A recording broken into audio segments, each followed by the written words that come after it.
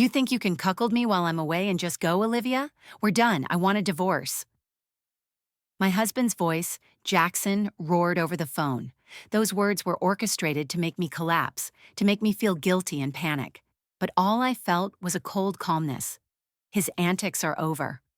Pause to create effect. You can get a divorce, I said, my voice even. But you can't have a house, because I've already sold it. The silence on the other end of the line was louder than his screams. I could almost hear his brain trying to process information. He thought he was playing chess, orchestrated an elaborate plan to take me down and rob me of everything. He didn't know that I was about to flip the whole board. Hi everyone, I'm Olivia, and this is the story of how my husband tried to ruin my life with a lie, and how I used his very plan to flip his true face. To understand this madness, you need to know how we got started. I am 28 years old, working stably at a university store since graduation. I am a person with a plan and responsibility. Jackson is the opposite. He was 2 years older than me, but when we met 3 years ago, he was a whirlwind of temporary jobs, prolonged self-discovery phases, and a charm that seemed to cover up any shortcomings. He proposed to me in a hurry romantically, and I agreed, but on one condition. You need to find a steady job, Jackson, I said firmly one evening, looking him straight in the eye. You can't start a marriage without a solid foundation. He laughed, trying to dispel my anxiety. Oh, baby, don't worry, I'm going to work. What's the hurry? It's not a rush or not, I insisted. This is about our future. My parents will never accept it if I marry someone who doesn't have a job, I promise. Noticing the seriousness in my voice, he gave in. Okay, I promise. I'll find a job before we get married. And he did.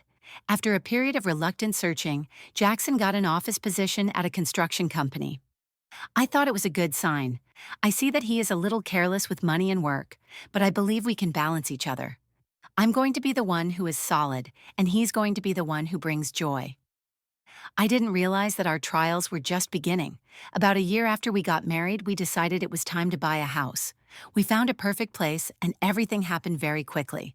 We were sitting in the office of a real estate agent with the contract in front of us, when Jackson let go of a sentence as if it were a matter of weather. Well, you probably won't qualify for a loan, he said. I was dumbfounded. What are you saying? What do you mean? He shrugged. I haven't worked at the company long enough. You'll need a guarantor, and the only one who might be your dad, but he's in trouble with gambling debt, so it's probably not okay. I felt hot blood rush to my face. The real estate agent was sitting right there, smiling patiently. Why? Why didn't you tell me about this sooner? I hissed through my teeth. Jackson, still with a calm expression, replied, Then it's okay if we're in your name, right? I've been working there for a long time. The loan will definitely be approved.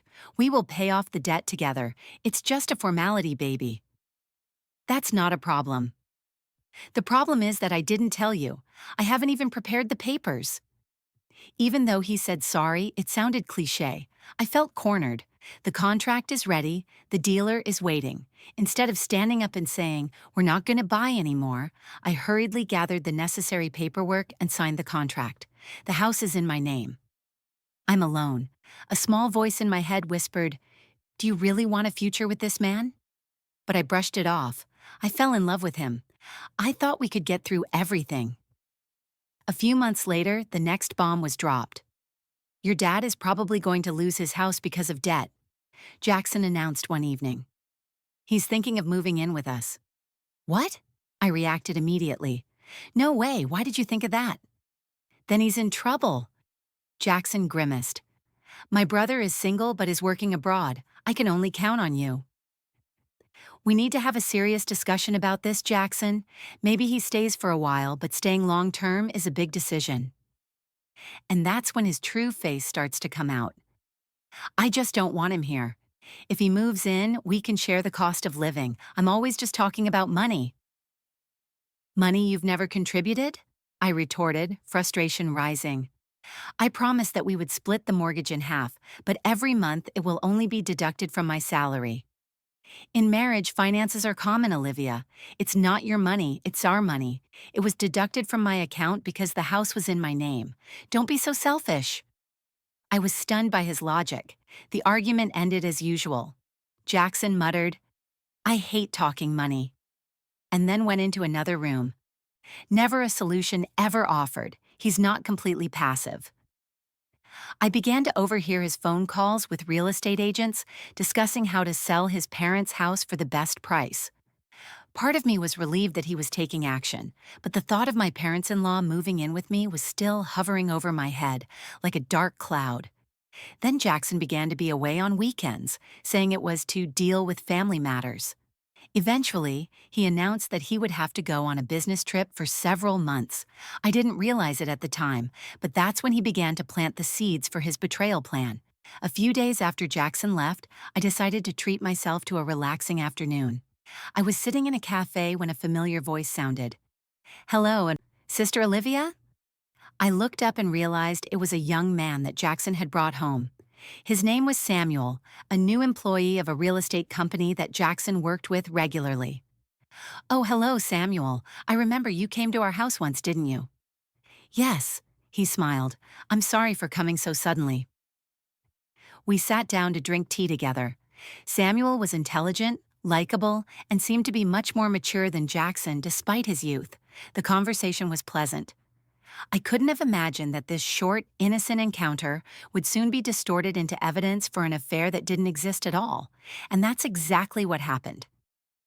The phone call from Jackson came like a thunderbolt. "You cuckolded me while I was away, didn't you? We are divorced. Hand over the house to my parents and go away." I was shocked, but my confusion didn't last long. The next day, Samuel showed up at my door, his face full of guilt. "I'm sorry I came so suddenly," he said. "Jackson asked me to contact you." I invited him in, my heart pounding. And then Samuel told me the whole story. Jackson had orchestrated an elaborate plan to trap me. He wants a divorce, and he wants a house. He pressured Samuel to help him create false evidence that I was having an affair with Samuel himself.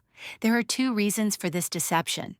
First, Jackson wanted the house. He wanted to bring his parents in, and I was an obstacle. By making me the guilty person, he thought he could win the house in the divorce. Second, and this is the final punch, it was Jackson who was the adulterer. On weekends, he says he goes to settle family matters. He was with his mistress.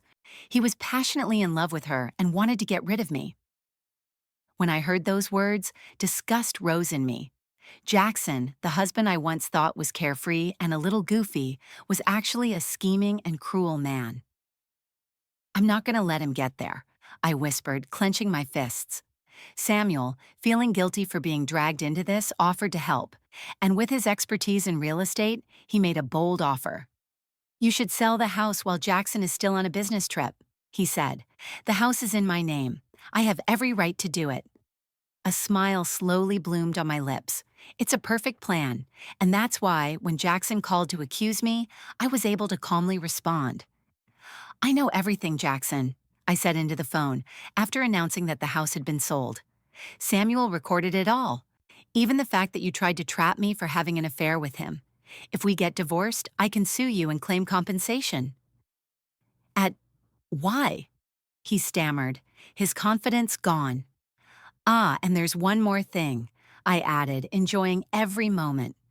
"You may not recognize it, but Samuel isn't some kind of cripple employee. He is the son of the CEO of the company. Did you ever notice that their surnames were the same?" Deadly silence. I could imagine his face turning white. Samuel's father's company was one of Jackson's most important customers. If this news reaches the CEO's ears, Jackson's career will be over. "Let me check again," he muttered before hanging up. Not long after, harsh reality hit Jackson. Samuel's father's real estate company rejected any dealings with him. With my house sold, Jackson had no choice but to return to his parents' house after the business trip. Samuel helped me find an affordable apartment, and I started the divorce process. Jackson kept calling me.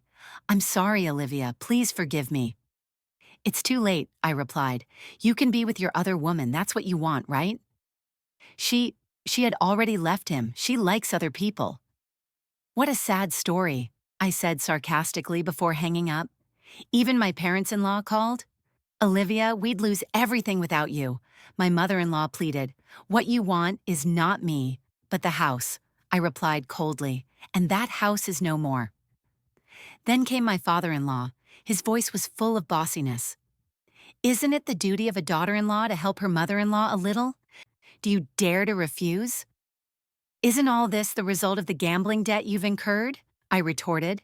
His voice roared over the phone. Heartless woman, I'll teach you a lesson. I recorded that call. With the evidence of his threats plus Jackson's conspiracy, I had everything I needed. Faced with the risk of being sued, Jackson reluctantly agreed to a divorce on my terms. In the end, I was free. After the divorce, Jackson's reputation at work collapsed. He was demoted. His salary was reduced. The unresolved debt forced him to sell the family home at a bargain price. He now lives in a tiny apartment with his parents, struggling to feed them and pay my alimony. For my part, a new door has opened. Samuel, who had always been a good friend during difficult times, offered me a position in the Human Resources Department at his father's company. My communication skills are very suitable for the job.